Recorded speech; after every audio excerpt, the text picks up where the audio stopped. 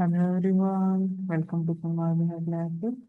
ಶಬ್ದ ಪಾಠದ 24ನೇ ಪ್ರಶ್ನೆ. ಇವುಗಳನ್ನು ನಿರೂಪಿಸಿ. ಎ ನಾದ, ಬಿ ಸ್ವರ. ಹಾಗಿದ್ರೆ ನಾದ ಅಂದರೇನು?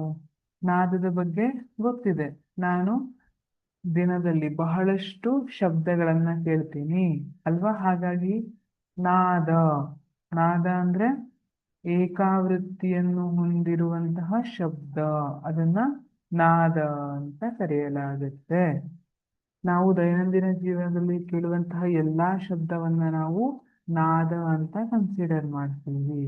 ಸ್ವರ ಅಂದ್ರೆ ಹೆಚ್ಚು ಆವೃತ್ತಿಗಳೊಂದಿಗೆ ಸಂಯೋಜಿಸಿ ಉಂಟು ಮಾಡಿದ ಶಬ್ದ. ಇಲ್ಲಿ ಸ್ವರ ಯಾವ ತರ ಇರುತ್ತೆ? ಎಲ್ಲಾ ಸ್ವರವು ನಾದದಲ್ಲಿ ಬರುತ್ತೆ, ಆದ್ರೆ ಎಲ್ಲಾ ನಾದ ಸ್ವರ ಅಂತ ಹೇಳಲಿಕ್ಕೆ ಬರೋದಿಲ್ಲ. ಉದಾಹರಣೆಗೆ ನಾವು ನಾದ ಹೇಳ್ತೀವಿ, ದೇವಸ್ಥಾನದಲ್ಲಿ ಗಂಟೆಯನ್ನ ಹೊಡಿತೀವಿ, ನಾದ ಅಲ್ವಾ?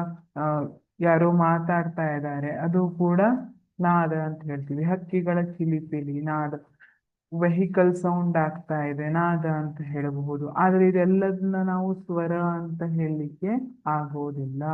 ಈಗ ನಾದ ಮತ್ತೆ ಸ್ವರ ಯಾವ ತರ ಅಂದ್ರೆ, ಆ ನಾದ ಅನ್ನುವಂಥದ್ದು ಚಿನ್ನ ಇದ್ದಂಗೆ, ಸರಿನಾ? ಅದರಲ್ಲಿ ಸ್ವರ ಏನು? ಚಿನ್ನದಿಂದ ಮಾಡಿರುವಂತಹ ಆಭರಣ. ನಾವು ಚಿನ್ನ ಕೈಯಲ್ಲಿ ಇದ್ಬಿಟ್ರೆ ಅದು ಆಭರಣ ಅಂತ ಹೇಳಲಿಕ್ಕೆ ಆಗುದಿಲ್ಲ. ಅದು ಆಭರಣ ಅಂತ ಹೇಳಲಿಕ್ಕೆ ಅದು ಉಂಗುರ ಆಗಿರ್ಬೇಕಿಲ್ಲ, ಓಲೆ ಆಗಿರ್ಬೇಕಿಲ್ಲ, ಸರ ಆಗಿರ್ಬೇಕು, ಈ ತರ ಅಲ್ವಾ? ಅದೇ ತರ ಎಲ್ಲಾ ನಾದವನ್ನ ನಾವು ಸ್ವರ ಅಂತ ಹೇಳಲಿಕ್ಕೆ ಸಾಧ್ಯವಿಲ್ಲ.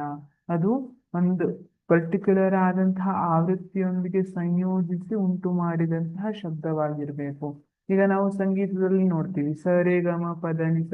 ಪ್ರತಿಯೊಂದಕ್ಕೂ ಬೇರೆ ಬೇರೆ ಆವೃತ್ತಿ ಇರುತ್ತೆ. ಈಗ ಯಾವುದೇ ಒಂದು ವಸ್ತು ಸುಮಾರು 256 ಬಾರಿ ಸೆಕೆಂಡ್ಗೆ ಕಂಪಿಸಿದೆ ಅಂದ್ರೆ ಅದನ್ನ ಸ್ವರ ಅಂತ ಹೇಳ್ತೀವಿ. ಈ ರೀತಿಯಾಗಿ ನಾದ ಮತ್ತೆ ಸ್ವರಕ್ಕೆ ವ್ಯತ್ಯಾಸ ಇದೆ.